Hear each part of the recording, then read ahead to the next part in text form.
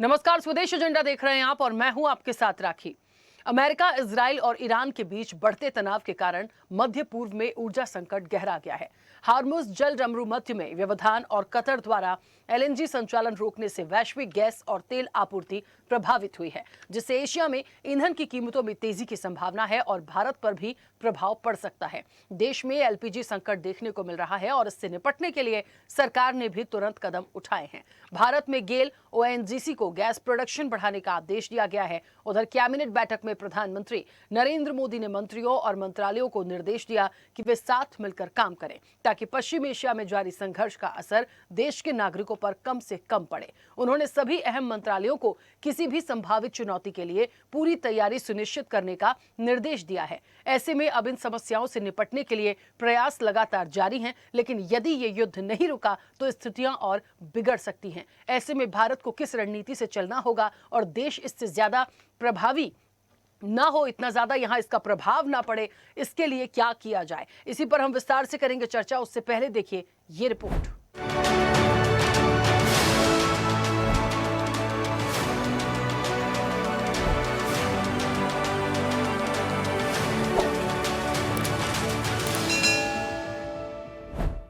America, Israel और Iran में युद्ध से मिडिल ईस्ट में टेंशन हाई है। इस भीषण युद्ध की आंच भारत तक भी पहुंच गई है।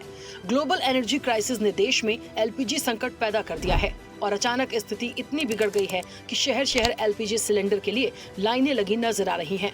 होटल, रेस्टोरेंट गैस की दिक्कत के चलते बंद होने की कगार पर है। आखिर ये हालात क्यों बने, इसके पीछे की वजह जानने के लिए भारत के एलपीजी आयात की पूरी सप्लाई चेन को समझना जरूरी है। खाड़ी देशों से 90% एलपीजी का आयात होता है। वैश्विक स्तर पर किसी भी तरह की रुकावट का असर यहाँ देखने को मिलता है। इसकी वजह यह है कि देश अपनी गैस खपत का लगभग 2/3 के आसपास का हिस्सा आयात करता है। इसमें 90% के करीब तो सिर्फ खाड़ी देशों से ही आता है। इनमें सऊदी अरब, यूएई और कतर जैसे देश सबसे आगे हैं। इन देशों से होने वाली गैस आपूर्ति अमेरिका, इजराइल और ईरान में युद्ध के चलते बाधित हुई है। यही वजह है कि गैस की किल्लत अचानक बढ़ने लगी है। ईरान युद्ध के चलते उपजे ग्लोबल तनाव के बीच भारत अमेरिका से वैकल्पिक एलपीजी आपूर्ति का प्रयास जारी रखे है, लेकिन इंपोर्ट डाटा पर नजर डालें तो यूएस से आने वाली एलपीजी देश की जरूरतों का करीब 10% ही पूरा करता है। उधर खाड़ी देशों से आयात में फायदे को जाने तो जहां अमेरिका से एलपीजी की खेप भारत पहुंचने में 45 दिन लगते हैं, वहीं खाड़ी देशों से आयात में 1 सप्ताह से भी कम समय लगता है। भारत में टैंकर्स और जहाजों से लिक्विफाइड एलपीजी का आयात किया जाता है, जो प्रोपेन और ब्यूटेन का मिश्रण होता है। मशीनों के जरिए इसे गैस रूप में बदलकर सिलेंडर या पाइपलाइन के जरिए सप्लाई किया जाता है। मिडिल ईस्ट वॉर का असर भारत में पहले से ही दिखने लगा था। तेल कंपनियों ने बीते 7 मार्च को एलपीजी सिलेंडर की कीमतों में बढ़ोतरी का ऐलान कर दिया था। वहीं अब कमर्शियल एलपीजी की सप्लाई पर फिलहाल रोक लगी है। हालांकि पेट्रोलियम मंत्रालय की बैठक हुई है और एक समिति का गठन किया गया है। बहुत ज्यादा जरूरत के हिसाब से ही इसकी सप्लाई की जाएगी, जिससे होटल रेस्टोरेंट बिजनेस पर बुरा असर पड़ा है। जानकारों का मानना है कि यही स्थिति बनी रही तो 50% होटलों पर अगले 2 दिनों में ताला लग सकता है। न सिर्फ होटल बिजनेस बल्कि एलपीजी क्राइसिस से आम लोगों में भी घबराहट है। शहर शहर इसका असर दिख रहा है। गैस एजेंसियों के बाहर एलपीजी सिलेंडर लेने के लिए लोगों की कतारें लगी हैं। ऐसे में देश में एलपीजी संकट के असर को कम करने के लिए सरकार ने त्वरित कदम उठाए हैं। रिफाइनरों को आदेश दिया है कि एलपीजी प्रोडक्शन को अधिकतम किया जाए। सरकार ने गेल ओएनजीसी को निर्देश दिया है कि वे अपने द्वारा ज्यादा से ज्यादा एलपीजी निकालें। इसके साथ ही एक्स्ट्रा प्रोडक्शन का इस्तेमाल खासतौर पर घरेलू एलपीजी इस्तेमाल के लिए करने के लिए भी निर्देशित किया है। अब बात यह है कि संकट बढ़ रहे हैं और बढ़ेंगे, क्योंकि जिस तरह से हमारी सरकार ने ये जो ट्रेड डील है इनकी, इसमें जिस तरह से झुके हैं अमेरिका के सामने, उससे हमारे संकट बढ़ेंगे। और उसके ऊपर से जंग भी है तो ये तो बढ़ेगा। बहुत सीरियस प्रॉब्लम है ये ईरान युद्ध के कारण ही है ना।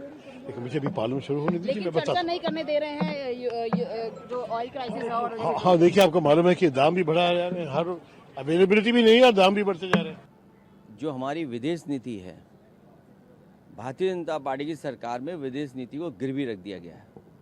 और जिस तरह महंगाई बढ़ती जा रही है, कितना संकट में गुजर रहा होगा, आखिरकार भारत सरकार क्या कर रही है। तो ये भी मुद्दे हैं जो महत्वपूर्ण हैं। अभी फ्लोर लीडर्स की बैठक होगी, मैं समझता हूँ उसमें तय बहुत सी चीज़ें होंगी। नहीं तो उसका तो समाधान हमारे महामानव के पास है। नरेंद्र मोदी जी अभी आएंगे और रो के बोलेंगे, देश के लोगों, सूर्य के प्रकाश से खिचड़ी बनाकर खाओ, लेकिन युद्ध में 160 स्कूली बच्चियों को मारने वाले अमेरिका और इजराइल का साथ दो। ये कहेंगे अब हम लोग सूर्य के प्रकाश से, लकड़ी से खाना बनाएंगे। ये संकट नरेंद्र मोदी के द्वारा दिया गया संकट है देश को। तो आपने अमेरिका और इजराइल के चक्कर में आप युद्ध के 2 दिन पहले क्यों कूद कूद के चले गए इजराइल? इसका खामियाजा तो देश की जनता को महंगाई के रूप में भुगतना पड़ रहा है। और आपके दोस्त अडानी ने 3 गुना ज्यादा दाम गैस का बढ़ा दिया है। तो आपने देश को जानबूझकर महंगाई के संकट में डाला है। इसीलिए मैंने 267 का नोटिस दिया है कि सदन में इसके बारे में चर्चा। गैस के, पेट्रोल के दाम बढ़ सकते हैं, बढ़ रहे हैं, और सिलेंडर के, एलपीजी के बढ़ गए। लेकिन ये स्थिति को कंट्रोल करने के लिए जो हमारी एनर्जी सिक्योरिटी है, उसके लिए भारत सरकार को पर्याप्त संसाधन और प्रावधान करने चाहिए। एनर्जी को लेके जो सीरियसनेस दिखानी चाहिए थी, वो नहीं दिखा पा रही है। और जहां अमेरिका के कहने पे ये सरकार चल रही है, अमेरिका कहेगा इनसे तेल लीजिए तो आप लेंगे, अमेरिका कहेगा कि आप इनसे तेल नहीं लीजिए, इस देश से तेल लीजिए तो उस देश से लेंगे। तो ये कुल मिला के जिस तरह की विडंबना इस पूरे देश के सामने है और जिस तरह की इनसिक्योरिटी देश सामना कर रहा है, ये केवल और केवल भारतीय जनता पार्टी की वजह से है। सरकार कह रही है कि 1 महीने का स्टॉक है, लेकिन 1 महीना, देखिए युद्ध कब रुकेगा इसकी कोई गारंटी नहीं है। जो स्थितियां बन रही हैं तो उस पर सरकार को अपनी नीतियों को स्पष्ट करना चाहिए, विदेश नीति। एलपीजी देखिए पूरे देश में एक हाहाकार की स्थिति बनी हुई है। 100 रुपए पहले ही बढ़ चुके हैं और लगातार यही जानकारी मिल रही है। कई स्टेट्स में अब एलपीजी मिल भी नहीं पा रही है और क्रूड ऑयल का भी नहीं पता है कब तक हमें मिलेगा, कब नहीं मिलेगा। तो ये हमारी सरकार की फॉरेन पॉलिसी का फेलियर है, जो जिसको पहले दिन से विपक्ष पॉइंट आउट कर रहे थे। ये तो सरकार को देखना चाहिए। This the most important matter. दादा, बहुत ही खराब हाल होता है। माननीय प्रधानमंत्री नरेंद्र मोदी जी के नेतृत्व में सरकार काम कर रही है। विपक्ष सिर्फ और सिर्फ राजनीतिकरण और लोकसभा में कार्रवाई ना होने देने के अलावा उनके पास कोई मुद्दा भी नहीं है। कहाँ किल्लत है मध्य, जितना चाहिए उतना हमसे ले लीजिए। सरकार ने पैनल बनाया नहीं, ऐसा कुछ नहीं। ये विपक्षियों की एक अफवाह फैलाई जा रही है, ऐसा कुछ है नहीं। लोग जो है विरोध कर रहे हैं, उनका काम है विरोध करना। विरोध नहीं करेंगे तो ये बताओ जनता के बीच में जाके वोट कैसे मांगेंगे? सरकार सारी स्थिति को देखते हुए सरकार का आया भी है कि इमीडिएट कोई प्रॉब्लम नहीं है, लेकिन अगर ये और लंबा चलता है, कोई ऐसी परिस्थिति होती है तो उसके लिए उन लोगों ने अपना असेसमेंट किया, उसके लिए क्या तैयारी है, सरकार उसके लिए कमेटी बना दी। देखो, वर्ल्ड वॉर चल रहा है, जो आपत्ति आई है सब वर्ल्ड में है, तो कुछ प्राबंध लगाना चाहिए, कुछ जो केयर लेना चाहिए वो सरकार ले रही है। विपक्ष का काम ही है ना, अच्छे करेंगे तो भी बुराई करना, ये विपक्ष का काम है, वो उनका काम कर रही है। आइए एक नजर उन मुख्य बिंदुओं पर डालते हैं जिसके चलते भारत को परेशानी उठानी पड़ रही है। ईरान इजराइल संघर्ष के कारण कतर ने एलएनजी संचालन रोक दिया है और हार्मुज जल डमरू मध्य में, जहां से दुनिया का लगभग 20% तेल और गैस गुजरती है, जहाजों के आवागमन में बाधा आई है। भारत अपनी क्रूड ऑयल की जरूरतों का लगभग 55% हिस्सा मिडिल ईस्ट से आयात करता है। अब इस क्षेत्र में संघर्ष से भारतीय अर्थव्यवस्था में ऊर्जा की कमी का खतरा बढ़ गया है। सरकार इस स्थिति से निपटने के लिए आपातकालीन प्रावधानों का उपयोग कर रही है और वैकल्पिक स्रोतों की तलाश कर रही है। कुवैत ने तेल उत्पादन में कटौती की है और प्रमुख तेल उत्पादक देशों में भी उत्पादन में कमी का डर है। विश्लेषकों का अनुमान है कि तेल भंडारण क्षमता खत्म होने के कारण संयुक्त अरब अमीरात और सऊदी अरब को भी जल्द ही उत्पादन में कटौती करनी पड़ेगी। बहरहाल अमेरिका, इजराइल और ईरान के युद्ध के चलते गैस सिलेंडर की सप्लाई प्रभावित हुई है और प्रतिक्रियाओं ने जोर पकड़ा है। सुबह से लोग आकर लाइन लगाए हुए हैं, उसके बाद जो है उसके बाद भी बुकिंग नहीं हो रहा है। जो है ये है सर, गैस मिल नहीं रहा है और हम लोग लाइन लगाए हुए जो आते हैं पर्ची और लेके चले जाते हैं। हम लोग लाइन लगाए, लाइन वालों कोई सुन ही नहीं रहा है। आपूर्ति में कोई कमी नहीं है, ऐसा ऑयल कंपनियों का कहना है। कल से एलपीजी के कमर्शियल सिलेंडर नहीं जारी किए गए हैं, लेकिन हॉस्पिटल एवं शैक्षणिक संस्थानों के लिए छूट दी गई है। स्वाभाविक है, इस वैश्विक परिदृश्य को देखते हुए थोड़ी बहुत असुविधा जरूर होगी। सर, घरेलू गैस एलपीजी की आपूर्ति में कोई परेशानी नहीं है। यहाँ गैस की कोई किल्लत नहीं है। लोग की मानसिकता छोटी हो गई है। केवल अभी न्यूज डाल दीजिए, पेट्रोल कल 150 रुपये लीटर हो जाएगा। लोग घर में खाना नहीं खाएंगे, जाकर पेट्रोल टंकी में लाइन लगा देंगे। गाड़ी लगी हुई है, फील्ड में गाड़ियां दौड़ रही है, लेकिन थोड़ा सब्र रखिए, होली का समय है। मेरा अनुरोध है कि लोग पैनिक ना हो, भय के कारण एक सिलेंडर की जगह 4 सिलेंडर न भरवाएं।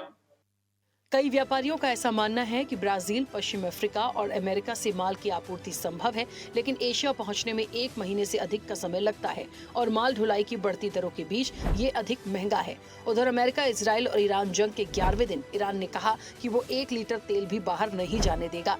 ईरान की सेना Islamic revolutionary guards of corps यानी IRGC ने कहा है कि कुछ देशों के जहाजों को इस रास्ते से गुजरने दिया जा सकता है, लेकिन इसके लिए उन देशों को पहले इजराइल और अमेरिका के राजदूतों को अपने देश से निकालना होगा। दरअसल हार्मूज स्ट्रेट दुनिया का बहुत अहम समुद्री रास्ता है। हर साल दुनिया के करीब 20% तेल की सप्लाई इसी रास्ते से गुजरती है। स्ट्रेट ऑफ हार्मूज का असलियत में 11 किलोमीटर चौड़ा जलमार्ग ही कई देशों के लिए ईंधन सप्लाई का सबसे अहम मार्ग है। भू राजनीतिक तनाव की वजह से जब जब ईरान नाराज होता है, ये रास्ता बंद हो जाता है। इस रास्ते के एक और UAE है तो दूसरी ओर ओमान और नुकीले छोर पर है ईरान। आखिर UAE, ओमान इसका विकल्प क्यों नहीं तैयार करते?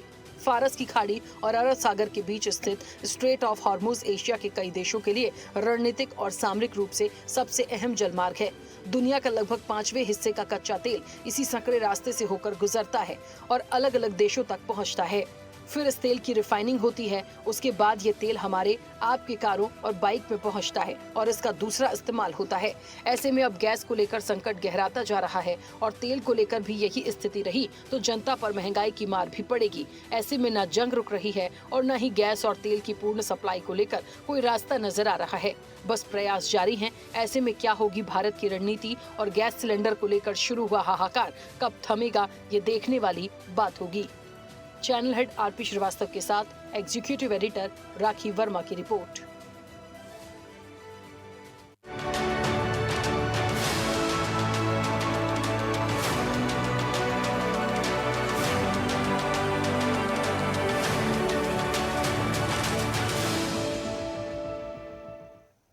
चलिए, तो मिडिल ईस्ट की लड़ाई है और गैस सिलेंडर ने टेंशन बढ़ाई है। सिर्फ गैस सिलेंडर तो चलिए, अभी फ्रंट में चर्चाएं हैं LPG को लेके इसलिए, लेकिन यदि ये युद्ध नहीं रुकता है और स्थितियां ऐसे ही बढ़ती जाएंगी तो आप समझ लीजिए महंगाई कहां जाएगी, पेट्रोल डीजल के दाम कहां जाएंगे।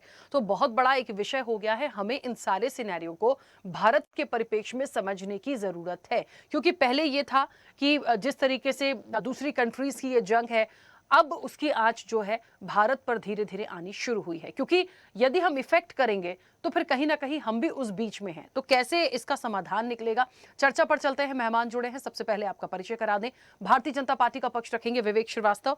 विवेक जी, बहुत स्वागत चर्चा में जुड़ने के लिए। कांग्रेस का पक्ष रखेंगे सोमवीर सांगवान। सोमवीर जी, आपका भी बहुत स्वागत है। विदेश मामलों के जानकार हैं अनुपम तिवारी। अनुपम जी, आपका भी बहुत स्वागत है। वरिष्ठ पत्रकार हैं अरविंद खोखर। अरविंद जी, आपका भी बहुत स्वागत है। और VS शर्मा हमारे साथ जुड़े हैं, नेशनल प्रेसिडेंट है LPG distribution association of India के। VS शर्मा जी, आपका भी बहुत स्वागत है। मैं चर्चा की शुरुआत पहले अनुपम जी आपसे करूंगी, क्योंकि यहाँ पर सबसे महत्वपूर्ण पॉइंट ये हो गया है कि भारत की इस वक्त पर रणनीति क्या होनी चाहिए, जो फॉरेन पॉलिसी है हमारी वो किस तरीके से अब काम करे। और ये बात सच है, आज कैबिनेट की बैठक हुई थी, प्राइम मिनिस्टर नरेंद्र मोदी ने सभी लोगों को कहा है कि मिलकर इन चीज़ों से निपटना है और 10% तक जो एक उत्पादन है LPG का, उनमें चीज़ों को बढ़ाने की बात की गई है। और गेल को भी ये कहा गया है कि आप इन सब चीज़ का जो प्रोडक्शन है उस चीज़ को बढ़ाइए। तो कोशिश करी जा रही है, तेल रिफाइनरों का 10% बढ़ाने की बात की गई है। प्रयास अपनी तरफ से जो सरकार कर सकती है वो कर रही है, लेकिन इन प्रयासों के बीच हमारी फॉरेन पॉलिसी, हमारी जो चीज़ें हम सरवाइव कर रहे हैं, जो चीज़ें यहाँ आनी हैं, यदि इनमें और वक्त लगा तब हम कहाँ होंगे, तब हमारे पास क्या बचता है, कैसे देखते हैं? नमस्कार राखी जी, आपको और मेरे साथी पैनलिस्टों को मेरा बहुत बहुत धन्यवाद। आपने मुझे एक बार फिर से बुलाया है। ये विषय ऐसा है राखी जिसके ऊपर काफी गहन चर्चा करने की आवश्यकता है और सरकार को भी इसके ऊपर बहुत ज्यादा स्टेप्स बहुत तेज गति से लेने पड़ेंगे, क्योंकि जो सिचुएशन दिन ब दिन क्रिटिकल होती जा रही है मिडिल ईस्ट में, उस सिचुएशन को अगर हम देखें तो ये क्रिटिकलिटी कब तक बनी रहेगी ये कोई नहीं कह सकता है।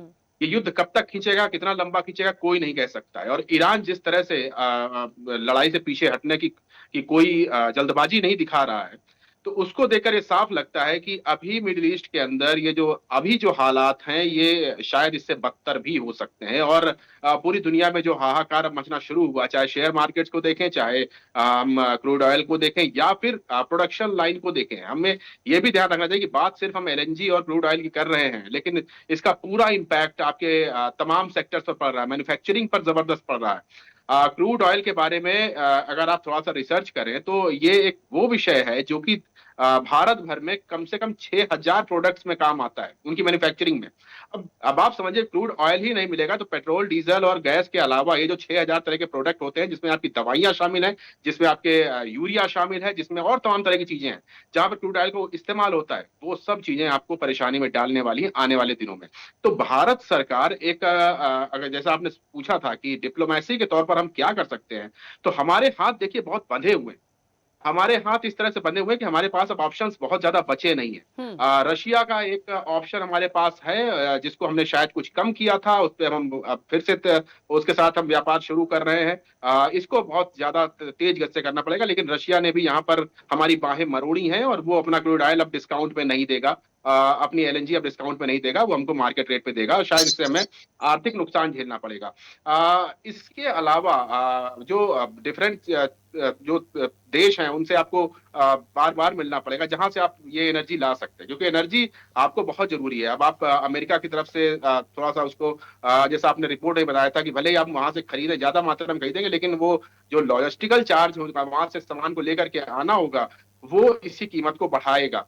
अफ्रीकन नेशंस के साथ बातचीत चल रही है, शायद अफ्रीका से कुछ देशों के साथ हम बहुत जल्द इस तरह का सौदा करेंगे जिससे हमें हमारी ऊर्जा की जरूरतें वहां से मिले। लेकिन ये बात निश्चित है कि जब तक ये स्ट्रेट ऑफ हॉर्मुज बंद रहता है, तब तक हम कितना भी हाथ पांव मार लें, हमें ऊर्जा संकट धीरे धीरे ये बढ़ता ही दिखाई देगा। हमारे पास बहुत ज्यादा रिजर्व भी नहीं, हम उन देशों में नहीं जिनके पास बहुत ज्यादा रिजर्व हो।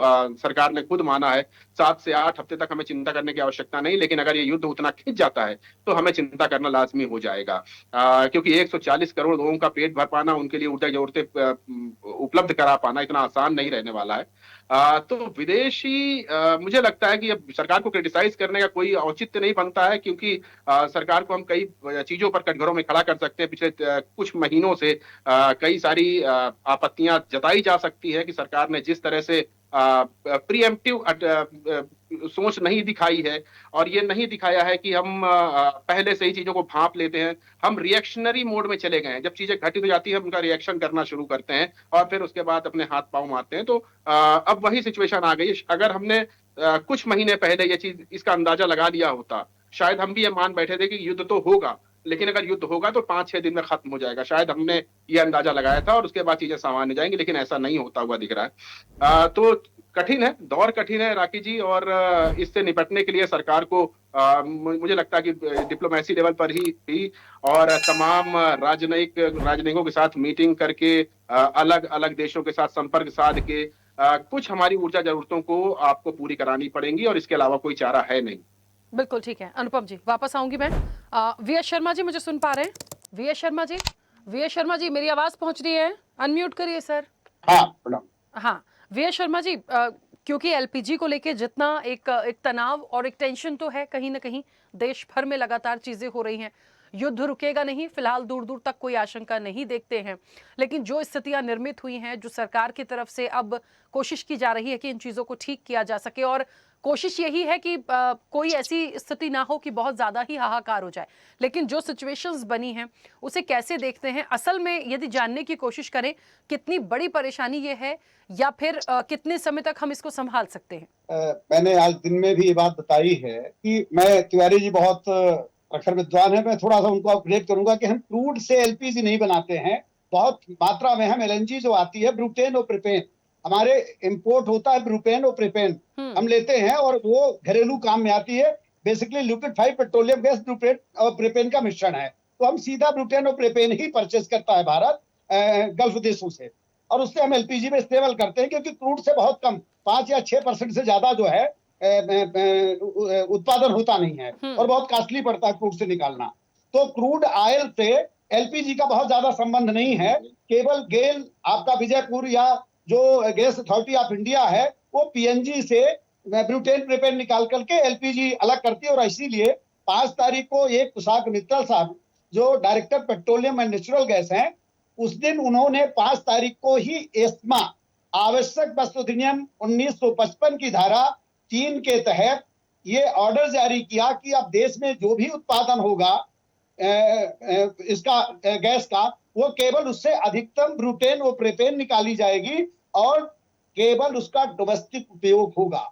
तो ये 5 तारीख को ही तय हो गया था कि कमर्शियल सिलेंडर, जिसको हम बेसिकली कानून में नॉन डोमेस्टिक कहते हैं, बोलचाल की भाषा में कमर्शियल कहते हैं, बेसिकली वो कानून में एलपीजी कंट्रोल ऑर्डर में नॉन डोमेस्टिक सिलेंडर की कैटेगरी में माना गया है। उसकी उत्पादन और वितरण में 5 तारीख को ही भारत सरकार ने रोक लगा दी इसी एक्ट का प्रयोग करते हुए। उसमें दिक्कत यह आई कि जो कंपनियों के पास प्लांट के अंदर वो 18% जीएसटी का परचेज कर चुके थे, तो जीएसटी रिटर्न का कोई प्रावधान नहीं, तो बहुत लॉस होता। तो सरकार ने कहा कि आपके पास 2 दिन 3 दिन का जितना प्लांट के अंदर एलपीजी नॉन डोमेस्टिक है वो आप भर करके भेज सकते हैं। तो एक तो ये इशू हो गया। दूसरा, देखिए सरकार के पास पता है एलपीजी रखी कहाँ जाएगी, क्रूड रखा कहाँ जाएगा, रिफाइनरी में। हमारी रिफाइनरी कितनी है, हमारी रिफाइनरी की क्षमता तो पता है, जो एक्सपर्ट है हमें पता है कि सरकारी रिफाइनरी प्राइवेट में केवल जामनगर में रिलायंस की एक प्राइवेट रिफाइनरी है और बाकी जितनी हो सरकार की रिफाइनरी है, और उनकी सबकी कैपेसिटी पता है। तो जो मीडिया की 70 दिन 74 दिन का हमारे पास क्रूड है, बकवास है। आपकी रिफाइनरी की क्षमता किसी की भी नहीं है कि वो 2 महीने 2.5 महीने का स्टोरेज कर सके। 25 से हमारा निरंतर ये आवक और जावक, ये रोस्टर घूमता रहता है। अब उसमें जो हमारी मदद मिल रही है कि हमारी भारत सरकार ने ये कहा है कि जो हमारा घरेलू उत्पाद था एलपीजी का, ब्यूटेन प्रोपेन का 18 से 20%, उसको बढ़ाने की कोशिश कर रहे हैं। बाकी उत्पाद बंद करके अधिक से अधिक उससे ब्यूटेन प्रोपेन बनाने की कोशिश कर रहे हैं। तो हम पैनिक हैं, और यदि सरकार के पास उपलब्धता थी तो 5 तारीख को ही उन्होंने कमर्शियल सिलेंडर पर रोक क्यों लगा दी गई? इसका मतलब है कि इनके पास एलपीजी नहीं है। और अभी हम 6 बजे से 8 बजे तक ऑल इंडिया एलपीजी, जिसमें उत्तर प्रदेश, कश्मीर से लेकर पूरे देश भर के लोग, राशनिंग शुरू हो गई है। आप भोपाल में ही आज डीलरों को कट कर दिया गया है, कुछ लोगों को लोड दिया गया है, कुछ को नहीं दिया गया है। आज मान लीजिए मैंने सप्लाई 300 सिलेंडर की है, तो अगले दिन केवल मुझे 300 सिलेंडर मिलेंगे, जबकि पेंडिंग हमारी 1200 है। तो वो कह रहे हैं कि हम आपको राशनिंग, देखिए कर्फ्यू लगा हो और कोई कहे कि कानून व्यवस्था बहुत अच्छी है, तो फिर कर्फ्यू लगाने की जरूरत क्या पड़ी? यदि आपके पास एलपीजी है तो आवश्यक वस्तु अधिनियम 1955 की धारा का भारत सरकार ने इस्तेमाल क्यों किया, उसको नियंत्रित क्यों कर दिया? आज किसी डिस्ट्रीब्यूटर पे ये नहीं है, सर्वर का कंट्रोल पूरा गवर्नमेंट और कंपनी के पास है। एक बुकिंग खुद के लिए नहीं कर सकता, ओटीपी के बिना 25 दिन की आपने बिना किसी सूचना के सॉफ्टवेयर में प्रोग्रामिंग कर दी। तो इसका मतलब है कि ये पूरी तैयारी कर रहे थे। पब्लिक डोमेन में सरकार की सबसे बड़ी कमजोरी है कि वो पब्लिक के सामने अपनी छवि को किसी तरह की कोई तकलीफ ना हो, नुकसान ना पहुंचे, इसलिए सही बात पब्लिक तक नहीं पहुंचाना चाहती। मैं आपको बता रहा हूं, अगले 15 दिन के अंदर यदि स्थिति में सुधार नहीं हुआ, कोई वैकल्पिक व्यवस्था नहीं हुई, तो 2 महीने, अभी तो 30 डेज और एक बात समझिए, पहले 15 दिन में आपको सिलेंडर मिलता था, 25 दिन है। पर 25 दिन का मतलब ये नहीं कि आप 1 तारीख को ले लेंगे और फिर 26 को ले लेंगे। आप उस महीने में केवल 1 सिलेंडर ले सकते हैं। मतलब वो 2 शर्तें हैं, महीने में 1 या 1 बुकिंग से दूसरे बुकिंग के बीच में 25 डेज का गैप। तो ये राशनिंग तो यही शुरू हो गई। अब हमारे पास एक आए थे, बोले साहब हमें तो 15 दिन लगता है, कई लोगों के कोटा पूरा हो गए। तो ये स्थिति है। और भारत सरकार को ये पता था कि जब अमेरिका युद्ध पोत ला रहा है ईरान के करीब समुद्र में, तो निश्चित रूप से युद्ध की तैयारी तो अमेरिका पिछले 1.5-2 महीने से कर रहा था। तो क्या भारत सरकार इतनी अजान थी? हमारा पेट्रोलियम मंत्री कहाँ है? उनका एक स्टेटमेंट नहीं आ रहा है। हमने अभी सेक्रेटरी पेट्रोलियम से आज समय मांगा, उनके पास समय नहीं है। एलपीजी डिस्ट्रीब्यूटर ने मांगा कि साहब अभी हमारा आजमगढ़, उत्तर प्रदेश के बहुत सारे दोस्तों में पथराव हुआ है, गैस एजेंसियों में सिलेंडर लूट के ले गए। वहां यूपी बिहार तो आप जानते हैं वहां का कल्चर। पुलिस आई और पुलिस ने बिना बुकिंग के सिलेंडर बंटवा दिया देश में। तो अराजकता का माहौल है। आप देखिए एजेंसियों में भीड़ लग रही है। आप रातों रात ओटीपी दीजिए, किसी का मान लीजिए कोई रिश्तेदार लंदन में रहता है, मोबाइल लंदन में, तो ओटीपी तो आएगी नहीं। किसी का बेटा है, कोई अपने बेटे के पास गया है, तो जब विदेश में उसका मोबाइल है, चल ही नहीं रहा, उसका नेटवर्क नहीं है, तो उस पर बुकिंग करके वो कैसे ले सकता है? तो मानवीय संवेदना शून्य हो चुकी है सरकार की। सरकार केवल अपनी पॉलिश करने में लगी हुई है। एलपीजी डिस्ट्रीब्यूटर कितने दबाव में है, 12 बजे 1 बजे तक रोज वो 200 लोगों को मोबाइल अपडेट करे, ई-केवाईसी करे, और उसके बदले कोई प्रतिफल नहीं। आप एक और चीज तो समझिएगा इसका। ठीक है, हमारे पास जो एलपीजी है, मैं 2 मिनट में कंप्लीट करता हूँ। मेरे पास जो एलपीजी है भारत में, ये जनवरी और फरवरी की परचेज एलपीजी है, और उस एलपीजी जो इन्होंने 1 महीने में 154 रुपए बढ़ा दिया नॉन डोमेस्टिक में और डोमेस्टिक में, वो तो आप सस्ते दर पे लाई हुई एलपीजी है आपकी। आप अभी आप जो खरीदेंगे वो तो अगले महीने के लिए आती थी, और आपका कंपनी का घाटा ना हो उसके लिए आपने तुरंत बढ़ा दिया। रिलायंस ने पेट्रोल पंप बंद कर दिया। जब वो सस्ता रूप से उसको क्रूड मिल रहा था, वो एक्सपोर्ट कर रहा था, उसकी रिफाइनरी चाली थी, उसके पेट्रोल पंप चल रहे थे, जैसे क्रूड ऑयल की कीमत बढ़ी उसने सारा बोझ कंपनियों पे डाल दिया। आज कोई यदि लॉस होता है तो कंपनियां जो सरकारी है वो तो प्रॉफिट और लॉस दोनों में भागीदारी है देश के, लेकिन रिलायंस प्रॉफिट कमाने में विश्वास करती है, प्राइवेट कंपनी। जैसे उसको घाटा हुआ उसने सप्लाई बंद कर दी। तो ये स्थिति जो प्राइवेटाइजेशन पेट्रोलियम सेक्टर का किया गया है, और कुछ लोगों को इस देश में, और एक चीज मैं आपको बता दूं, जो रूस की बात हो रही है, रूस से जो इंपोर्ट हो रहा है अधिकतम फरवरी में, वो नायरा ने किया है, और नायरा रूस की कंपनी है, 51% उसके पास उसका शेयर है। उसमें इंडियन ऑयल ने कुछ नहीं खरीदा, रिलायंस नाम मात्र के पास। जो आपके पास डाटा आ रहा है कि हमने 19 या 17% आए हैं, उसमें मैक्सिमम शेयर आप गूगल कर लीजिए नायरा का है, और नायरा एनर्जी जो है वो रशियन कंपनी है। तो हम क्यों दबाव में झुक रहे हैं? नेपाल हमारे दबाव में नहीं झुकता। आज केवल यदि हम ईरान, हमको गलियारा 19 तारीख को जो विशाखापट्टनम में नेवी ने फ्लीट की है, उसमें मित्र देश के रूप में ईरान शामिल हो रहा है, और 19 तारीख के बाद ऐसा क्या हो गया तो हमारा मित्र नहीं रहा। इस बात को ध्यान रखिएगा कि रूस, ईरान, ये सब जो हमारे मित्र देश थे, जो युद्धाभ्यास हुआ नेवी का 19 फरवरी को, ईरान उसमें शामिल था, मतलब हमारे मित्र देश की सूची में था। 1 साल पहले जब ईरान के राष्ट्रपति की दुर्घटना में मृत्यु हुई थी, तो भारत के सरकार ने राष्ट्रीय शोक घोषित किया था। 1 दिन का भारत में तिरंगा झंडा झुका रहा। ऐसा क्या हुआ? चाबहार पोर्ट उसने दिया हमको। जब चाइना और पाकिस्तान ने गलियारा बनाया तो उसने हमको चाबहार पोर्ट दिया। आप कहते हैं कि साहब इजराइल हथियार बेचने के लिए फ्रांस से लेके रसिया से लेके होड़ लगी है, पर तेल बेचने की होड़ नहीं है। हथियार तो हमको कोई भी देश दे देगा, उसमें तो हम फिर आमंत्रित करते हैं। हमने ऐसा क्यों किया? और आप क्या समझते हैं कि इजराइल कल अमेरिका से आपसे बैठ लेंगे, या अमेरिका आपको कौन से अमेरिका के फेवरेट नेशन की सूची में है कि आपने 140 करोड़ लोगों शर्मा जी, हम कंटिन्यू करेंगे। ठीक है सर अभी कंटिन्यू करेंगे। बहुत सारे मेहमान हैं, उनकी भी प्रतिक्रिया आ जाए। और ये चर्चा तो देखिए एक ऐसी हो गई है कि कहीं ना कहीं मैंने तो शुरुआत ही यहाँ से करी थी। अपनी फॉरेन पॉलिसी को देख लीजिए, क्या रणनीति भारत की होनी चाहिए, चर्चा तो यहीं से ही शुरू हो गई थी। तो जब प्लानिंग ही नहीं है या कोई कमियां हैं तो हमें तो लगता है बहुत सारी चीजें निकलेंगी। मुझे लगता है विवेक जी मुझे सुन पा रहे हैं? जी सुन रहा हूँ। विवेक जी, सिर्फ जो बातें अभी निकल कर आ रही हैं, मुझे ऐसा लग रहा है कि आज काफ़ी बैठक हुई है, बातचीत हुई है, सबको साथ में काम करके ने की बात कही गई है, पैनिक नहीं होना है। पर पैनिक कैसे नहीं होंगे सर? जो चीज़ें आ रही हैं निकल के, जो समझ में आ रही हैं कि अभी तो ठीक है, लेकिन धीरे धीरे स्थितियां और बढ़ जाएंगी तो कुछ नहीं हो पाएगा। ईरान ने आज बोला है 1 लीटर पेट्रोल 1 लीटर हम यहाँ से कोई भी चीज़ें निकलने नहीं देंगे। तो आप ही इस चीज़ को समझिए ना कि वो अपनी जगह पे एक तो युद्ध रोकने में या पीछे हटने के लिए तैयार नहीं है, ठीक है। और सारी चीज़ें जिस तरीके से आई हैं, इजरायली अमेरिकी राजदूत को हटाइए, उसके अलावा जो जहाज हैं वो वहाँ से निकल सकते हैं। तो ईरान जिस तरीके से काम कर रहा है, जो चीज़ें हो रही हैं, हम जितना आयात करते हैं हमको कहाँ से मिलेगा? आज तो ठीक है, आने वाली स्थितियाँ क्या कहती हैं? पहले जब ये शुरू हुआ था युद्ध, तब ऐसा लग रहा था कि ठीक है, आपस में 2-3 कंट्रीज़ हैं, उनके बीच चीज़ें चल रही हैं, नज़र बनाए हुए। सर, नज़र बनाते बनाते तो यहाँ जलने पे आ गए हम। नहीं राखी जी, जल तो हम नहीं रहे, जल ईरान रहा है। अमेरिका इजराइल की सर एलपीजी सिलेंडर में आग लगी है तो हम भी जल ही रहे हैं। नहीं, ये आप पहले होने का बयान दे रही है। एलपीजी सिलेंडर में थोड़ी सी मूल्य वृद्धि हुई है। हमारे प्राथमिकता पे घरेलू उपभोक्ता हैं, घरेलू उपभोक्ताओं की सप्लाई चेन न टूटे, इसके लिए कॉमर्शियल में थोड़ी दिक्कतें आई हैं। कॉमर्शियल का मूल्य वृद्धि भी हुई, कॉमर्शियल को भी दिक्कत ना आए, इसके लिए 10% प्रोडक्शन बढ़ाने का आदेश गेल को और एनजीसी को दिया गया है। और जो ईरान बार बार कह रहा है, ईरान से हम गैस नहीं लेते थे, गैस हम कतर से लेते थे, यूएई से लेते थे और कुवैत से लेते थे। क्योंकि ईरान इन देशों पर हमले करके स्थितियों को बाधित कर रहा है, पूरी दुनिया ईरान की शर्तों के आगे नहीं चल सकेगी। कुछ समय रहते इसका समाधान भी निकलेगा। और जहां तक सरकार ने प्राथमिकता से सारे कदम उठाए हैं और इस स्थिति में भी सुधार होगा। हमारे घरेलू उपभोक्ता तक, हमारी रसोई तक दिक्कतें ना पहुंचे, सरकार इसके लिए पूरी तरीके से प्रयासरत है और प्रयास कर रही है।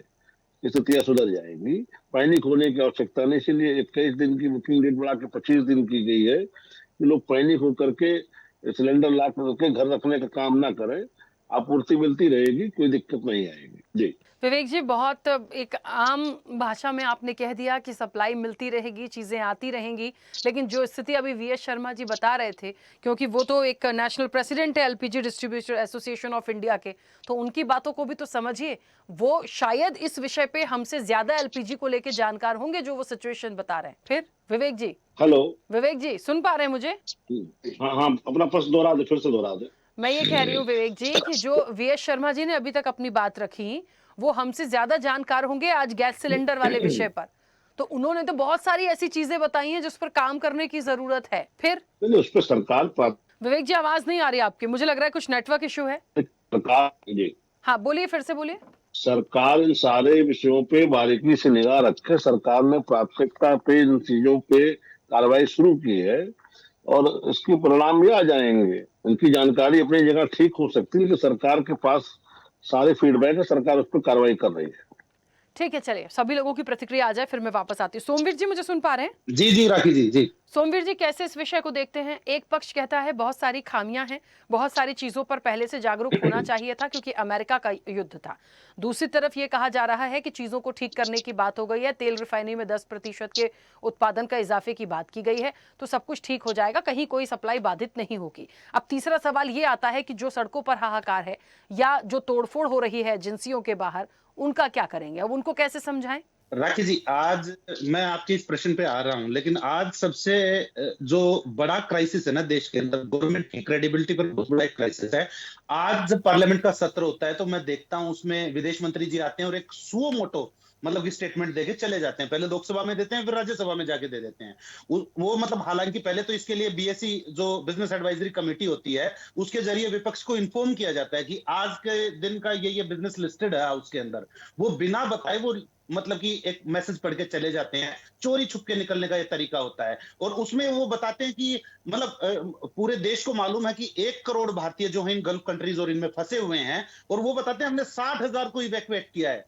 तो 1 करोड़ के बदले जो 60,000 इवैक्यूएट किया, इसका क्या मतलब है? बाकी बचे हुए जो 99 लाख लोग हैं उनको कौन इवैक्यूएट करेगा वहां से? तो उसकी क्या सरकार की इनके प्रति कोई जिम्मेदारी नहीं है? तो ये एक सबसे बड़ा सवाल है। और दूसरा जो अभी आपने पूछा है कि 10% बढ़ाने का जो मतलब कि ऑर्डर दिया है रिफाइनरीज को और ये सब, ये क्यों नहीं बता रहे हैं कि बांग्लादेश ने भी जो अपना जो उनकी 501 टन के साथ जो एग्रीमेंट भारत के साथ हो रखा है 5,000 टन का, वो भी अभी डंडा दे रहे हैं कि भाई अभी हमें चाहिए, अभी देना पड़ेगा हमें, एग्रीमेंट साइंड है हमारा तुम्हारे साथ। तो बांग्लादेश ने भी आज भारत की सरकार को यह चेतावनी दी है कि हमें अभी चाहिए इसी मोमेंट पे।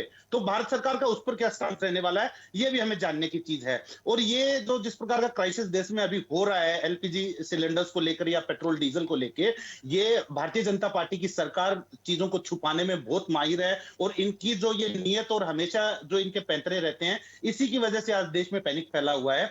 आज मतलब कि आप देखिए ये मतलब कि खबरों में या समाचारों में सूत्रों के माध्यम से खबर प्लांट करवाते हैं कि सरकारी सूत्रों ने हमें बताया 25 दिन का स्टॉक हमारे पास है। अगले दिन खबर आ जाती है सरकारी सूत्रों ने बताया हमें 50 दिन का स्टॉक है। उससे अगले दिन खबर आती है कि चेन्नई के होटल्स, बेंगलोर के होटल्स, मुंबई के होटल्स लिख रहे हैं हमारी गैस खत्म हो गई है भैया, हमारे यहाँ पे दिक्कत आने वाली है। तो आज राखी जी हकीकत ये है, आज मैं एक बिजनेस एक्सपर्ट को सुन रहा था दिन में कि आज हमारी हालत ये है कि देश के अंदर पेट्रोल पंप्स बंद होने लगे हैं और इनकी भारतीय जनता पार्टी की एक और आदत है कि आपदा में अवसर तो ये खोज ही लेते हैं।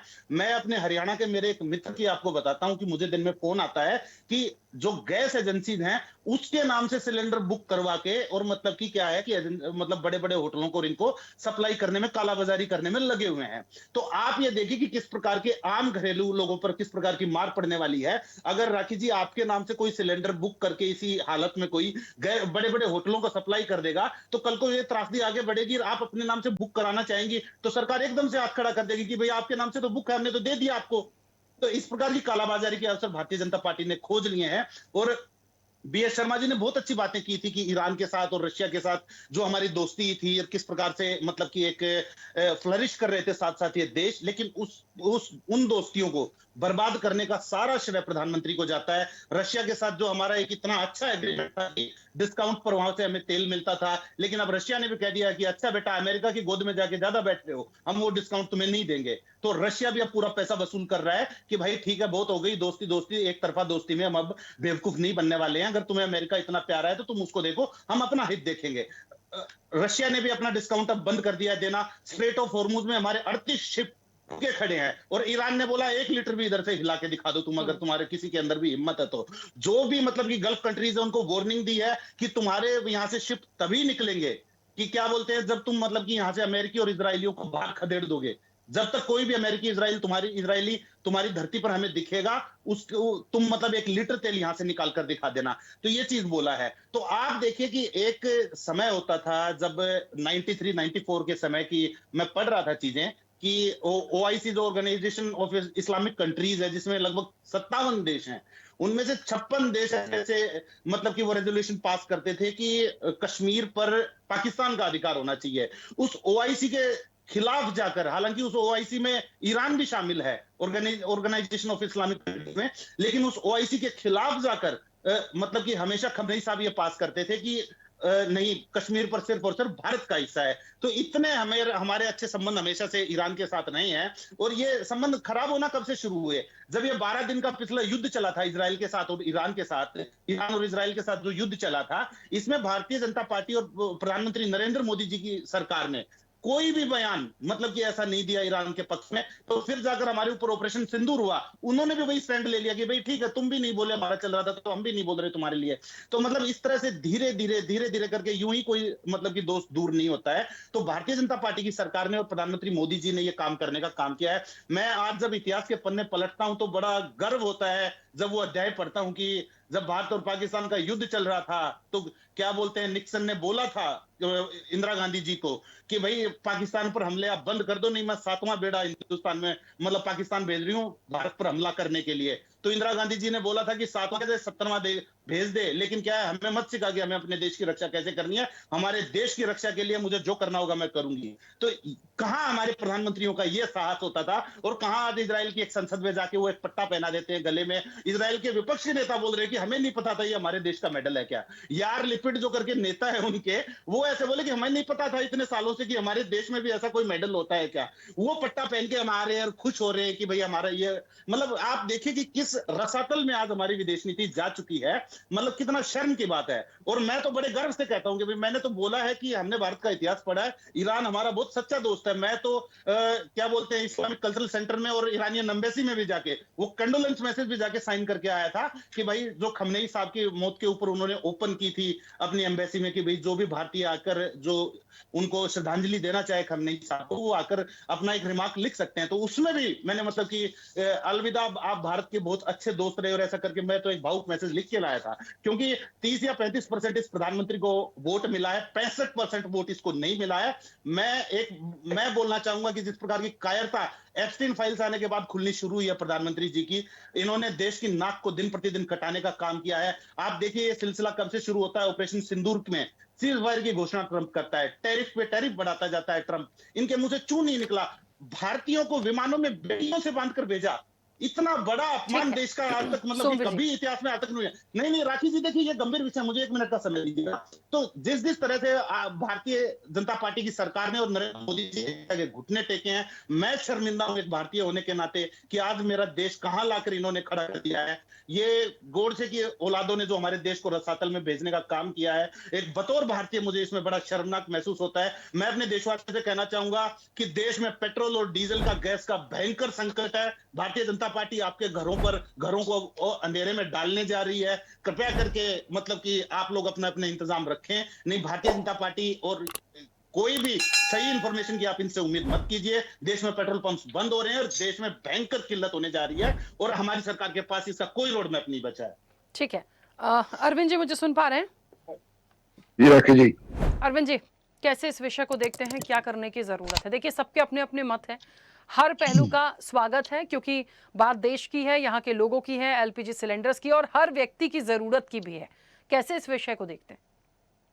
देखिए विषय में तो थोड़ा सा इसमें मैं आपका समय चाहूंगा कि काफी बातें मैंने सुनी है इतिहास से लेकर के वर्तमान तक। पहले इतिहास से शुरू करते हैं, वर्तमान पे आ जाते हैं।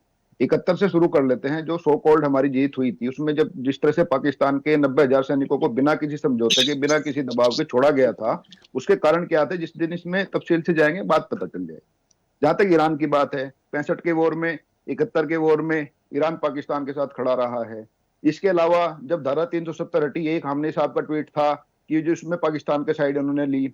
इसके अलावा जो सीए का जो प्रोटेस्ट हुआ था भारत में, जो शाहीन बाग वाला बड़ा मुद्दा बना था, उसमें इन्होंने भारत के खिलाफ बोला था। यहाँ तक कि ईरान के राजदूत को भारत सरकार को बुलाना पड़ा था। इसके अलावा जो ऑपरेशन सिंदूर है, इसमें पाकिस्तान के साथ जाके खड़े रहे।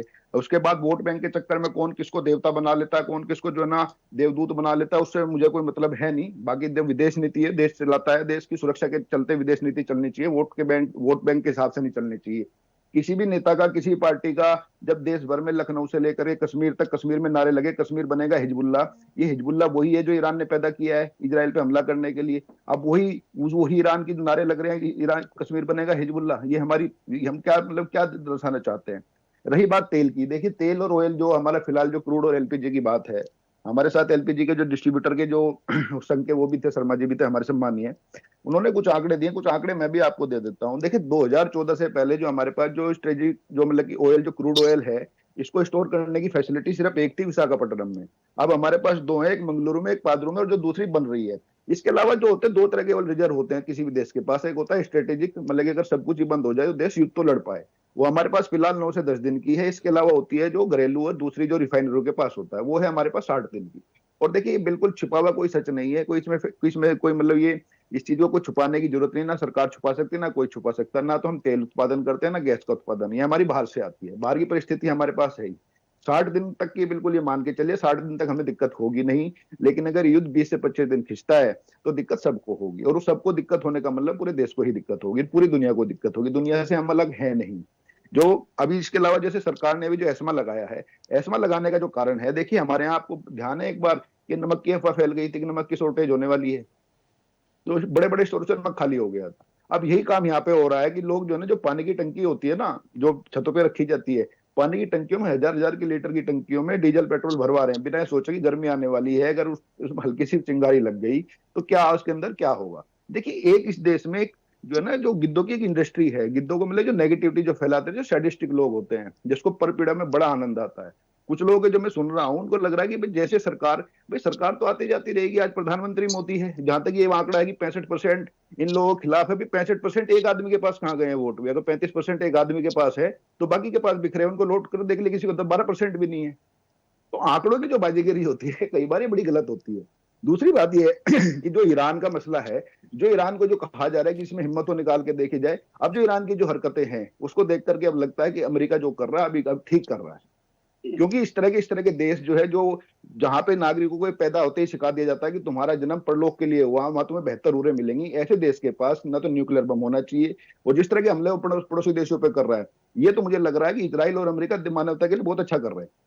जिस तरह से उसको बहुत सिखाया जा रहा है, इसमें दुबई का क्या रोल है, भारत का क्या रोल है, उसको वहां पे उन्होंने सिप पे अटैक करने की धमकी दे रहे हैं ईरान।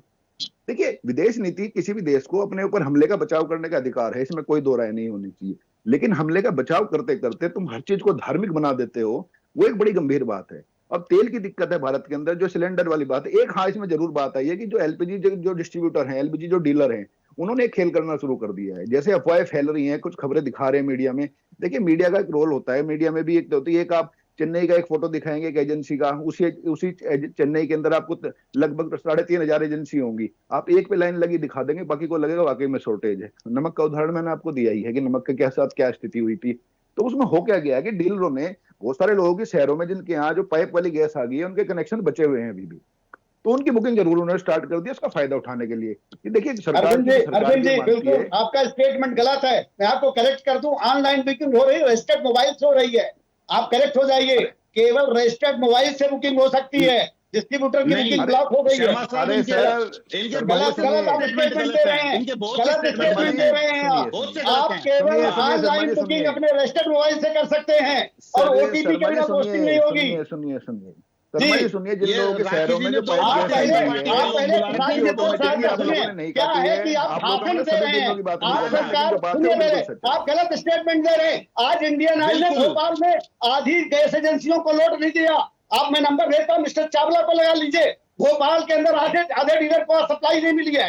आप बात करते हैं क्यों नहीं मिली भोपाल में आधे डीलर? कल ड्राई रहेंगे भोपाल के आधे डीलर इंडियन ऑयल में। नहीं, इन्होंने बहुत हमारी बारी आने दीजिए। भारतीय जनता पार्टी की चाटुकारिता साफ दिख रही है। आप गलत बयानबाजी कर रहे हैं। शब्दों की मर्यादा का ध्यान रखा जाना चाहिए। आपका परिवार भी बुकिंग नहीं कर सकता, केवल मोबाइल से ही बुकिंग हो सकती है। एक एक करके अपनी बात रखिए, एक एक करके अपनी बात रखिए सर प्लीज। देखिए इंपॉर्टेंट विषय है, एक एक करके बात रखिए। आप राजनीति मत करिए, क्योंकि ये आप गलत स्टेटमेंट पूरा राजनीति कर रहा है ये आदमी। नहीं, आप गलत बोल रहे हैं। कौन डीलर बुक कर, मुझे बता दीजिए। कोई डीलर बुक करता हो, बुक करके बता दे डीलर। मैं अपने सेंटर बुक नहीं कर सकता हूँ, ऑनलाइन करना पड़ेगा। अरे मैं कह रहा हूँ शर्मा जी, देखिए मैं कहता हूँ जब आपने बात की थी मैंने नहीं टोका था किसी को। आपने कंपनी का 5 तारीख का एक मिनट उनको कंप्लीट कर लीजिए। V S Sharma ji 1 second, ठीक है, कुछ आपत्ति थी आपने बोला, 1 मिनट उनको कंप्लीट कर लीजिए। देखिए शर्मा जी, मैंने कहा जब आपने देखिए फिर वो मैं कह रहा हूँ, देखिए शर्मा जी जब आपने बात की थी मैंने नहीं टोका था। गलत आरोप लगा रहे हैं, यहाँ आपने आरोप लगाया है, डीलर पर आरोप लगाया। मैं उसके रिप्रेजेंटेटिव हूँ। सभी डीलरों पे आरोप नहीं लगाया, लेकिन कुछ डीलरों पे लगाया। उस बात से बुकिंग हुई, मैं आपसे बोल रहा हूँ एनआईसी में, कंपनी ने नहीं। आप सुन लीजिए, मैं एनआईसी को जानते हैं तो छोड़ दिए, वजन भी कम निकलेगा। आप वो छोड़ भाई साहब, एनआईसी नेशनल जो आपका डाटा है भारत सरकार को, उससे क्लब हो गए और एनआईसी ब्लॉक कर दिया है सबको। हमारा रीजनल मैनेजर हमारा सीएमडी डाटा नहीं खोल सकता। ठीक है V S Sharma ji 1 second उनको सुनिए सर, पहले उनको सुनिए वो क्या कह रहे हैं। सबको अपनी बात पूरी रखने का राइट है ना, तो प्लीज एक एक करके बोलिए। सोमवीर जी 1 मिनट रुकिए। सोमवीर जी 1 सेकंड रुकिए, 1 मिनट रुकिए प्लीज। पक्ष विपक्ष की लड़ाई नहीं है सर, 1 सेकंड रुकिए। अरविंद जी कंप्लीट करिएगा प्लीज।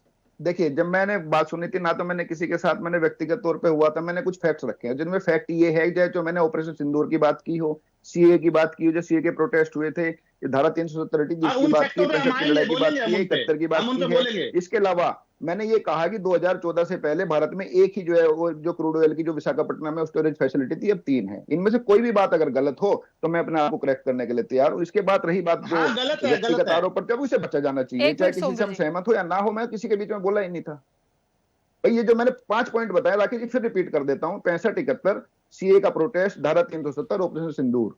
इसके अलावा 2014 से पहले जो क्रूड ऑयल की फैसिलिटी 1 थी, अब 3 है। इनमें से कोई भी बात अगर गलत हो, मैं सह सम्मान अपने आप को सुधार करने के लिए तैयार हूँ। ये Bathinda refinery, Mathura refinery, Jamnagar refinery, इसमें क्या है? ये जो आप कह रहे हो कि ये 3 थी, तो भटिंडा रिफाइनरी में क्या होता है? जामनगर रिफाइनरी में क्या होता है? कांडला पोर्ट में क्या होता है? आपका जो जामनगर किसकी है? मैं सरकारी फैसिलिटी की बात कर रहा हूँ। भटिंडा हिंदुस्तान पेट्रोलियम की रिफाइनरी है, कांडला जो है इंडियन ऑयल की रिफाइनरी है, बीना भारत पेट्रोलियम की रिफाइनरी है। ये आप कैसी बात करते हैं? सरकारी रिफाइनरीज हैं, सरकारी रिफाइनरी है। रिफाइनरी की बात नहीं कर रहा हूँ, मैंने क्रूड ऑयल की बात कर रहा हूँ। शर्मा जी आप तो यही जगह स्टोर मैंने आपसे जो कहा है कि जो स्ट्रेटेजिक कोयल जो होता है। ठीक है 1 सेकंड, चलिए अरविंद जी और 1 मिनट रुकिए, 1 सेकंड रुकिए, 1 सेकंड रुकिए। किस कंपनी की रिफाइनरी है? सोमवीर जी क्या कहना चाह रहे हैं, बोलिए। मैं जो कह रहा हूँ, आप जो है ना बातों घुमा रहे हैं, लगता है मामला कुछ और है आपके साथ। Indian strategic petroleum reserve limited की जो रिफाइनरी में उनकी बात कर रहा हूँ, जिनके पास स्ट्रेटेजिक रिजर्व होते हैं। हाँ जल्दी से बात रखिएगा। शर्मा जी नहीं, राखी जी इन्होंने 4 चीजें बोली हैं, 65-71 सीए और ऑपरेशन सिंदूर। मुझे 1 मिनट का टाइम दे दीजिए। कोई भी बात गलत होती है, अपना आप सुधारने के लिए तैयार। सर बोलने तो देंगे आप मुझे, एक पॉइंट वाइज दे रहा हूं, उत्तर बोलने तो दीजिए प्लीज सर। बोलिए। 65 और 71 में वहां का शासक शाह पहलवी था, और जिसके बेटे बहुत बड़ा वो है। शासक से क्या मतलब? हम देश से मतलब रखेंगे ना, ईरान ने किया था ना सर। पहले तो सुन तो लीजिए। नहीं सुन तो सुनिए, तो बहुत घुमाने वाली बात है। वो ईरान ने किया था, नहीं किया था सर। आप जो कह रहे थे अमेरिका इजराइल सही कर रहा है, वो अमेरिका इजराइल उसी शाह पहलवी के बेटे रेजा पहलवी को वहां बैठाना चाह रहा है, रिजीम चेंज करके। नहीं सर देखिए 65 और 71 में किसने किया था? ईरान ने किया था ना सर। वो देश की बात मैं कर रहा हूँ। जिसने हमारा विरोध किया था, उसी के बेटे को बिठाना चाह रहा है, और आप उसको बढ़िया कर रहा है। अमेरिका एक सेकंड रुकिएगा, चलिए अब आप सब लोग 1 मिनट रुकिए। अभी ये सारी लड़ाई में यहाँ की हो रही है कि क्या डिस्ट्रीब्यूशन, 1 मिनट रुकिए, क्या डिस्ट्रीब्यूशन होगा?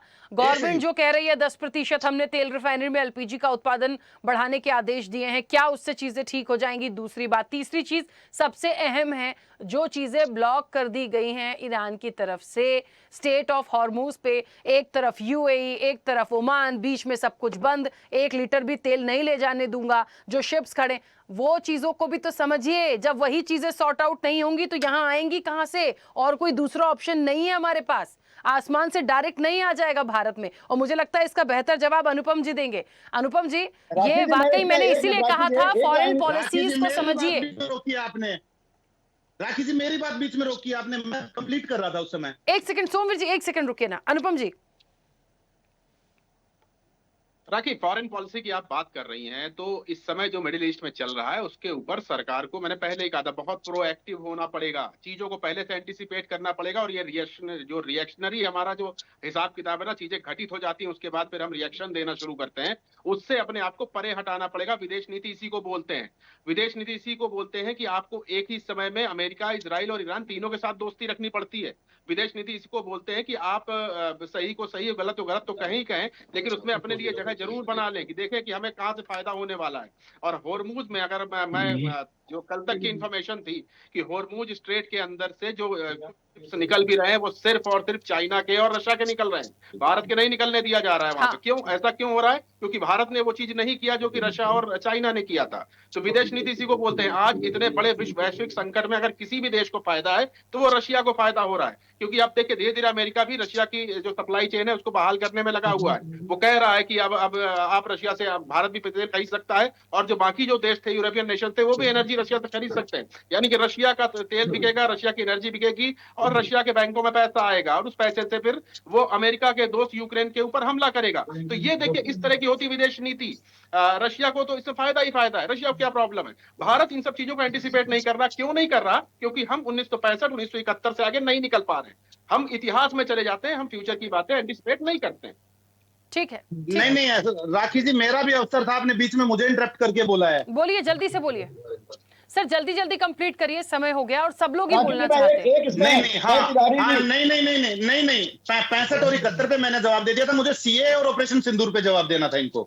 मैं सीए पर ये कहना चाहूंगा कि सीए पर आप क्या कह रहे हैं कि भाई ईरान ने या खमनेई साहब ने मतलब मुसलमानों की आवाज उठाई थी। बांग्लादेश में दीपू चंद्र दास की हत्या होती है तो हम उम्मीद करते हैं कि यहाँ पे प्रधानमंत्री बोले। हमारे तो नेता प्रियंका गांधी जी ने पार्लियामेंट में बोला था ये कि वहां पे हिंदू मर रहा है, आप बोल क्यों नहीं रहे हो? लेकिन प्रधानमंत्री के मुंह से एक शब्द नहीं निकला। तो अगर उनकी कम्युनिटी का आदमी कहीं मर रहा है तो वो आदमी बोलेगा, क्यों नहीं बोलेगा? यहाँ सीए में मुसलमानों पर अत्याचार हो रहा था, किस तरह से गलत इल्जाम लगाकर उनको जेलों में ठूसा गया है। आप क्या सोचते हैं उस पर वो आदमी कोई ना कुछ ना बोले? तो आप पहले अपने तथ्यों को करेक्ट कीजिए। और आप कह रहे हैं शासक से कोई फर्क नहीं पड़ता। अरे भाई, जिस शासक का आप विरोध, शासक का नाम लेके विरोध कर रहे हैं कि हमारा साथ नहीं दिया, उसी शासक के बेटे को बिठाओगे वहां पे? तो राखी जी, मैं सिर्फ इतना कहना चाहूंगा कि ईरान अपनी अस्मिता की लड़ाई लड़ रहा है। नहीं राखी जी, मैं कहना चाहूंगा ईरान अपनी अस्मिता की लड़ाई लड़ रहा है। हम ईरानी भाई बहनों के साथ हैं। ईरान हमारा बहुत पुराना साथी रहा है। और इजरायली कीड़ों का विश्व शांति के लिए खत्म होना बहुत जरूरी है। ये मैं जिम्मेदारी से कहना चाहूंगा। ये कहीं भी विश्व में विवेक जी कह रहे हैं ईरान चले जाइए। देख रहे हैं वो देख रहे हैं, अपने आप देख रहे हैं, देख रहे हैं। बैंड बजी पड़ी है भाई साहब, बैंड बजी पड़ी है, देख लेंगे अपने आप। ठीक है, चलिए झगड़े का विषय नहीं है। अब वीएस शर्मा जी को बोलने दीजिए सर, समय दे दिया। आप लोग आपस में लड़ते रहेंगे, दूसरे व्यक्ति नहीं बोल पाएंगे। सबको समय चाहिए ना, टाइमिंग देखिए ना सर, समय भी तो देखिए। रुकिए 1 मिनट, वीएस शर्मा जी बोलिए, कंप्लीट करिए थोड़ा जल्दी से। मैडम मैं ये कहना चाहता हूँ कि जब हमारी राह क्या कर रही थी, ये देखिए कोई युद्ध तो एक दिन में हुआ नहीं। 28 के हमले की तैयारी महीनों चल रही थी। और अमेरिका ने देखिए 1 साल तक उसने नहीं कहा कि आप रूस से तेल नहीं खरीदेंगे। जैसे उसने युद्ध की तैयारी कर ली रणनीतिक तौर पे, तो उसने रूस से हमारा दुश्मनी पैदा कर दी। जबकि 30% कम तेल पर हमको प्राइस पे दे रहा था, अब रॉयल्टी लगा रहा 10%। ये क्या परिस्थिति बनी? तो हमारी राह क्या कर रही थी? हमारे जो राजदूत हैं अमेरिका इजराइल में, वो क्या कर रहे थे? हमारी इंटेलिजेंसी क्या कर रही थी कि हम 1 महीने में यही विदेश, मैं तिवारी जी से सहमत हूँ कि विदेश नीति जो होती है वो दीर्घकालिक होती है, लंबे समय के लिए होती है। आपने 1 महीने के अंदर ये सेरा गैम हुआ रूस से। 1 महीने पहले तक फरवरी हुकुम दिया है हमें, हुकुम दिया है, हुकुम। आज हमारे रशिया से संबंध होते, अमेरिका की बात हम न मानते तो आज हमारे देश में गैस की कमी नहीं होती, क्योंकि रशिया पूरे यूरोप को सप्लाई कर रहा है। और आप ये जान लीजिए, ट्रंप साहब रूस को ये नहीं कहते कि यूरोपियन यूनियन जो है पूरा रशिया से गैस लेता है, लेकिन भारत को रोक रहे हैं। वो जो उनके नाटो के देश हैं वो सब रशिया से गैस खरीद रहे हैं। क्या मैं भारत का गुलाम है? कौन है यह भारत का प्रधानमंत्री जो ये कहता है 140 करोड़ देशों के अमेरिका के कहने से हम रशिया से तेल नहीं खरीदते? ठीक है वी शर्मा जी, एक सेकंड रुकिएगा। चलिए, सभी लोगों को बराबरी से बार बार मौका मिला। रुकिएगा, विवेक जी की बात आ जाने दीजिए। सर, ये चर्चा मैं और चलाऊंगी, चर्चा चलती जाएगी, समय की सीमा है, प्लीज 1 मिनट रुक जाइए। विवेक जी ठीक है, वी शर्मा जी, सोमवीर जी, अब इंटरप्ट मत करिए बार बार। सर समय दिया है, प्लीज प्लीज। हुकुम दिया इजराइल ने। हाँ विवेक जी कंप्लीट करिए सर, क्लोज करूंगी मैं, जल्दी करिए। हम संप्रभु राष्ट्र हैं sir. V Sharma ji please. Vivek ji जल्दी से अपनी बात रखिए। देखिए राखी जी, मेरा सिर्फ इतना कहना है, जिसको ईरान से ज्यादा हमदर्दी है कोई भारत सरकार रोक नहीं रही है, चले जाओ, थोड़ा सेवा कार्य कराओ। सर हमारे शिप्स खड़े हैं, हमदर्दी हमको भी रखनी पड़ेगी। आप इजराइल चले जाइए, आप इजराइल चले जाइए। श्रीवास्तव जी, अभी आपके प्रधानमंत्री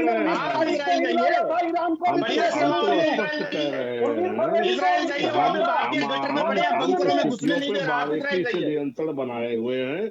हम किसी आतंकवादी देश का समर्थन करने वाले देश की नीतियों के साथ नहीं खड़े हो सकते। जो आतंकवादी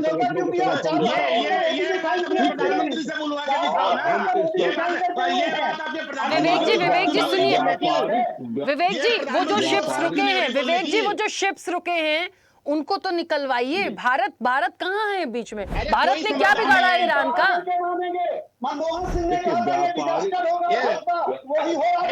गोडसे की औलादों को स्टेटमैनशिप का क्या पता क्या होती है?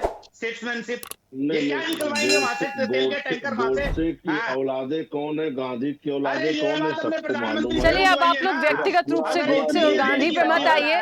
गोडसे गांधी और यहाँ पर ये फॉरेन पॉलिसी और ये एक विषय बहुत अलग है। सर प्लीज चलिए, ठीक है, मुझे चर्चा को रोकना पड़ेगा, समय बहुत ज्यादा हो गया। आप सभी का बहुत शुक्रिया इस चर्चा में जुड़ने के लिए। देखिए, एक तरफ लोग एलपीजी को लेकर परेशान हैं, सिलेंडर ने टेंशन बढ़ाई है, स्थितियां बहुत अच्छी नहीं है। देखिए, इस पूरी चर्चा से एक चीज निकल कर आई है, जो चीजें हैं वो सामने हैं, बहुत सारी चीजों को कंट्रोल किया जा सकता है, सरकार अपनी तरफ से प्रयास कर रही है, लेकिन जो एक्चुअल में मिडिल ईस्ट में हो रहा है वो सारी चीजें अभी रुकेंगी नहीं। और यदि वो कंटिन्यूसली ऐसे ही चलेंगी तो यहां इफेक्ट पड़ेगा। तो यहां की चीजों को सुधारना और वहां से भी अपनी फॉरेन पॉलिसी के जरिए आप क्या कर सकते हैं, इन सारी चीजों को समझने की जरूरत है। चर्चा में इतना ही, बने रहिए स्वदेश न्यूज के साथ। सबसे पहले देश।